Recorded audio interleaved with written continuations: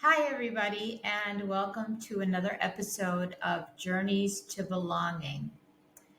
On this episode, I'm continuing to talk about my chosen one word, which is bittersweet, the one word for this year, 2023. Today is January 2nd, 2023, so the second day of the new year. And I didn't record yesterday because and it relates directly to my one word because I was extremely busy for a good part of the day sorting through memories. First, sorting through memories from my mother in law, who passed away in 2006 and who I still miss very, very much. She was an amazing woman, a self made woman, as far as I'm concerned, and many others. She was an orphan at an early age and grew up in relatives' homes. She had of course, my husband, Molson, who is the second of four boys. And when I came to Kuwait in 1984, I lived with her for the first 5.5 years before we built our house. And I was so blessed to be a part of her life and to have her in my life. She didn't have any daughters, so I used to say I adopted her because my mother was so far away, and she adopted me because she didn't have any daughters. She didn't speak English, and so I learned the language, and I was able to have some amazing conversations with her before she passed away, like I said, in 2006. But the reason why I was going through memories yesterday was because we had rediscovered the trunk that had the last bit of her belongings in it that my husband had put together after she died. And I knew it was somewhere, but we had, long story, but we had torn down our house, demolished our house, and built a new house, and had put a bunch of things in storage, basically, because we moved into a small apartment for the 2.5 years while we were building. And I guess it got lost. Her trunk got lost amongst the things, and so a lot of the things have been cleared out since then. We moved into the house 6 years ago, which seems like a really long time, but the storage place is in an area that's I don't usually go to. We don't usually go to, my husband and I. It had a lot of other stuff in there. In any case, we rediscovered it, and yesterday morning we opened it up and I started going through it. Of course, um, nothing really amazing if or worth money, but the memories were just flooding, especially the fact that even though they were in this trunk, some of her clothing, some of the things that she used every day, some bits and pieces of papers and receipts. And I mean, I'm sure at the time my husband was just, you know, in her room taking the things because he didn't really have the mood or the time to look through them. And so he wanted to preserve them until he had a chance, clear mind, to be able to go through them again. So, interestingly enough, even though it was in the trunk for all that time, so 16 years, it preserved her. It sounds weird to say her smell, but that sort of aura when you walked into her house or into her room, when you gave her a hug, kissed her on both cheeks as they do in Kuwait, and so it remained in the bits of clothes and material and things like that because she used to sew. And and it was really really touching, really bittersweet.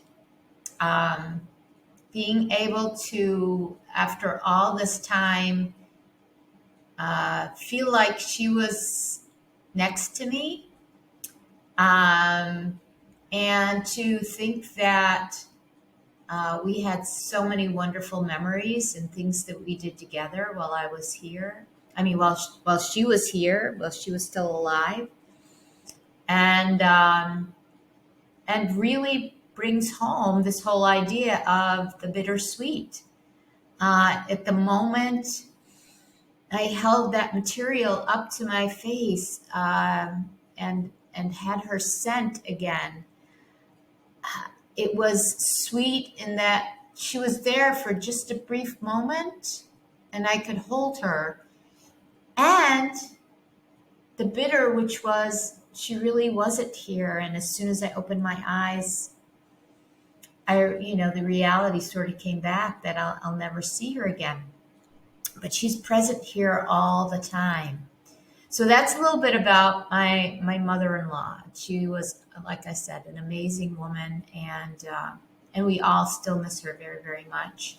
When I go to visit my relatives, because I spent a lot of time with her, and when they would come and visit at the various holidays, they always saw me there. Even when we moved out of the house, I would go back there because, my close family wasn't here, and so, they always reminisce. We reminisce about my mother-in-law and me, and just lots of really cool memories. The other thing that I did yesterday, so it wasn't enough that I went through this trunk, but I had arranged for a couple of people to help bring down some of the some of my daughter's items that are in storage in our house. And we have what they call in Arabic sendera. It's kind of a storage area built above the bathroom, which sounds like a strange place, but because the bathroom has a lower ceiling, there's room, and so we put ceramic tile, and it's very clean, although it got really dusty, but very clean, no bugs or anything like that. And all of her things are there. My three children, my two sons and my daughter, all have things saved here somewhere on the different floors of the house. So anyway, yesterday was the time to go through her things because I know that I had saved some baby items. My daughter had twins in September. She asked also for some books in Arabic, and I thought maybe they were up there. And just to see if the things that she had left, because she graduated in 2008 from high school, and she left, and except for short visits, she really hasn't been back here. I mean, she never came back here to live. She's in the United States. So I also wanted to see if we needed to continue keeping all those things because, in 2008 at age 18 is different from when, you're 32. And I wanted to see, I mean, of course, if she wanted to keep everything that's there, but knowing that she wasn't probably going to come back and live here in Kuwait and her life now is in the States, did she want me to bring anything with me when I go back there next week? So I had the adventure of going through all of these things. It isn't a huge amount of stuff, but, toys that she had, her American Girl doll, and all of the furniture and things that I would buy for her different birthdays and occasions that we would have shipped all the way here to Kuwait. It was one of the first dolls, actually, Samantha, I think her name is, and she loved that doll, and so she's well preserved. And I checked on her things. So obviously, I'm not going to bring that stuff now because the babies are too small to play with them. Her Beanie Babies, a whole carton of Beanie Babies, which we had weeded through and kind of gotten rid of many of them, given them away, and so forth. And so I asked her about her Beanie Babies. She collected Beanie Babies. It was all the rage at the time, and we thought they'd be worth lots of money one day, and then all sort of fell apart and people lost interest in them. They still sell them, but anyway, she has some of them that, have memories associated with them. And so we're keeping those. Her suggestion was that when the kids and her husband come back here for visits, that we would have toys for them to play with. And then they could choose if they wanted those Beanie Babies, right? So I'm taking you through some of these memories because I want you to see how sweet it is, and it was yesterday on the first of the year, with my word being bittersweet, to actually be going through her stuff, and remembering all the terrific times that I had spent with her while she was growing up before she moved away. Those memories are all really bittersweet because they keep me going when I miss her a lot, which I do. Sorry. But there again is the bittersweet, the sort of intersection of being so happy to have had that time with her, and also to realize that that time is gone. And that's the reason we raise children, is for them to go on to have happy, healthy, successful lives and find their opportunities wherever that is in the world. So I'm not sad that she's not here.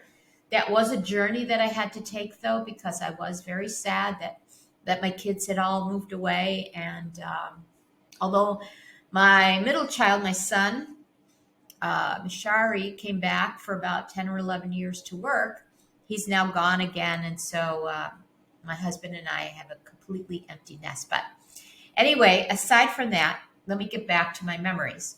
So I continued to go through her things. What else was really significant? Oh, her books. And of course, I wanted to see what she wanted and what she didn't want. And I told her that if there was no rush in deciding, that there's plenty of room in the storage. I didn't want her to feel like all of a sudden I decided to get rid of all of her stuff. So I told her, I'm sending you pictures whenever you feel like just telling me you want them, you don't want them. Otherwise, I'll put them back up in storage and keep them for you. So I took pictures, photos of all of her books. It was basically one carton, all in really, really good condition, which is nice. And she listed the books that she wanted to keep, and the rest I'm looking for a home for some of them. Oh, for the rest anyway, because they're in really, really good condition. I'll see, maybe I can give them to a school library or teenagers somewhere who want them. And so that was kind of cool, looking at all the books that she read. And I didn't realize, I've always thought she wasn't much of a reader, but she really did. When she got into something, she really got into it. And so she had several books that she really, really liked. It's series, usually, books that she really liked. And so she wanted to keep those.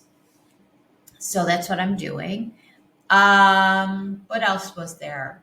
Oh, there were ice skates from her days when she was learning how to ice skate. We spent a lot of time. I think that was probably about 5 years, 4, 5, 6 years that she learned ice skating, something that was kind of unusual at the time in Kuwait in the 1990s, and figure skating. And she entered a number of competitions. We even went to Dubai for a competition. And and of course the playbills from the plays that she had been in, because she got involved in acting, and local things that she did with the training that she did. There is a British woman who has been in Kuwait for a very long time, and And she does an amazing job with youth and adults and training them in acting and speaking. And so, those memories flooded back because I spent a lot of time driving my daughter back and forth to rehearsals, to her training. Um, it was wonderful because she was a captive audience in the car. And I also spent a lot of time waiting for her when the rehearsals didn't end on time. But I never really got frustrated because I was so excited to be able to let her be involved with these things, something that she loved and continued to do when she was in university, which is how she met her husband, Tony. And yeah, again, more memories. Remembering the times I, sat in the audience and watched her perform on stage, which was really, really cool. And so there were a lot of other things in there, little sort of tchotchkes and things like that. But I did find the baby clothes. I had only kept certain things, and I'm going to bring them to her when I go next week. They're sort of old fashioned, so I don't know that uh, that she'll really want to, or that the babies will, like rattles and things like that and toys. But and a little bit of her clothes. She also asked me to bring some of the traditional clothes that the Kuwaitis wear during the Eid holidays, during the holidays after Ramadan and the pilgrimage, the Hajj. And so that another reason why I wanted to go through her things was to see if I had any of that from her time. And I do have a little bit of that, so I'm going to wash it all and take it with me. So as you can see, this January 1st, yesterday, was really a big opening or launch into feeling bittersweet. I enjoy sharing these stories with you. The next episode will be about graduations, specifically my children's high school graduations and how those are bittersweet. I apologize in advance for the sound from that video. I had thought about retaping it, but it came out so well, except for the sound. I forgot to put my microphone right next to me. And so it sounds a little hollow, but I think you'll forgive me for that and enjoy that episode too. So I'm going to publish this episode while it's topical and happening right now, and then maybe toward the end of the week or next week, I'll publish the next one. I'll also later on be talking about my retirement and the bittersweetness of that. And throughout the year, I'll probably talk to you about different things related to my one word. For just one thing, for those of you who don't have a one word or don't consider it helpful to have a one word, don't make New Year's resolutions. I'm seeing lots of comments about that.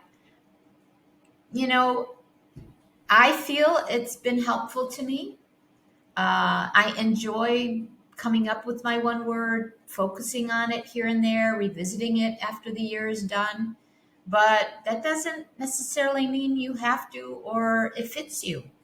It also doesn't mean that, you have to come up with a New Year's resolution, something that you have to do this year. You be you, right? It's important to be true to yourself. And if that doesn't work for you, that's fine. But I hope you enjoy listening to me share my one word again, which is bittersweet.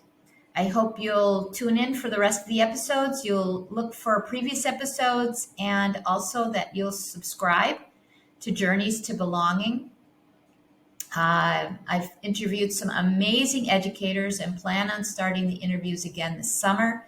If you happen to be an educator or even not an educator, someone who has a story about belonging, whether it's personal or about someone you know or a group that you're involved in, please let me know. Reach out to me on social media. I'm at Ilene Winokur, and also IleneWinokur.com.